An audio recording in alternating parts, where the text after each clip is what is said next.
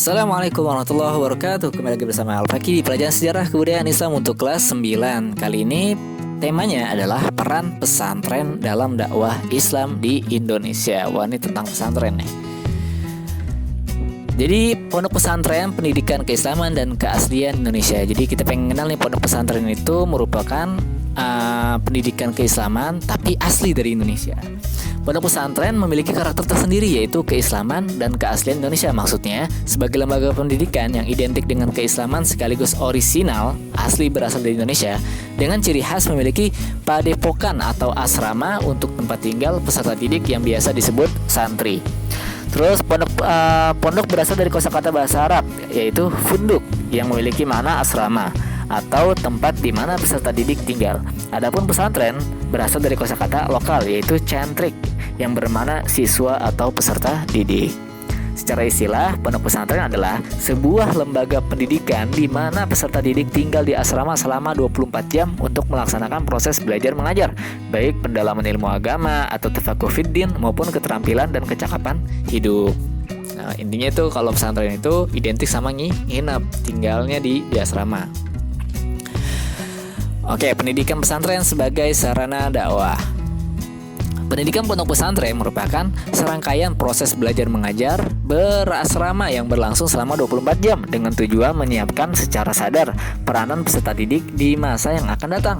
Hal tersebut dilakukan melalui kegiatan bimbingan, pengajaran, dan latihan, baik secara konvensional maupun sudah mengalami sentuhan metode modern. Menurut Agus Sunyoto di dalam buku Atas Wali Songo, usaha dakwah Islam yang dijalankan Wali Songo melalui pendidikan mengalami proses akulturasi dengan budaya dan agama sebelumnya.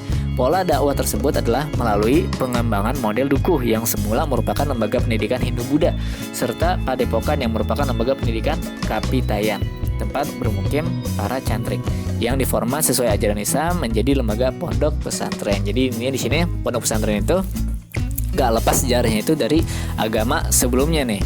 Jadi yang awalnya itu lembaga pendidikannya ini diterapkan oleh agama Hindu-Buddha sama pendidikan Kapitayan. Nah, karena ketika Wali Songo datang ke Indonesia dengan menyebarkan agama Islam, nah dirubahlah sistemnya dengan sistem-sistem Islami yang akhirnya berubah menjadi lembaga pondok pesantren. Oke, sebuah pondok pesantren itu mempunyai komponen pokok yang menjadi ciri khas tersendiri. Yang pertama ada kiai, pasti dong. Yaitu komponen sentral dalam suatu pesantren. Biasanya itu kiai itu jadi pimpinannya kan. Kedua ada santrinya atau peserta didiknya. Yang ketiga ada masjid atau musola, atau bisa dibilang tuh kayak aula serbaguna dah. Buat apa? Buat pusat kegiatan di dalam pondok, ngaji, sholat, dan lain sebagainya. Terus ada asrama, tempat tinggal para santri. Terus juga kitab kuning. Nah, kitab kuning ini menjadi materi pokok nih dalam kurikulum pendidikan pesantren. Terus metode pengajarannya itu biasanya ada sorogan, bandongan, dan al-ijazah ijazah, serta model pembelajaran utawi iki-iku. Dan walaupun sekarang itu metode pembelajarannya itu pengajarannya nggak sebatas hanya ini, tapi juga bisa berkembang. Bisa juga menggunakan metode-metode modern, tapi tidak menghilangkan ciri khas metode pengajaran yang ada pada pondok pesantren. Oke, itu aja tentang pondok pesantren yang kita bahas kali ini, biar kita kenal. Semoga bermanfaat. Jika ada pertanyaan silahkan tulis di kolom komentar. Jika tidak ya udah. Terus juga mohon dimaafkan dengan keterbatasan videonya. Wassalamualaikum warahmatullahi wabarakatuh.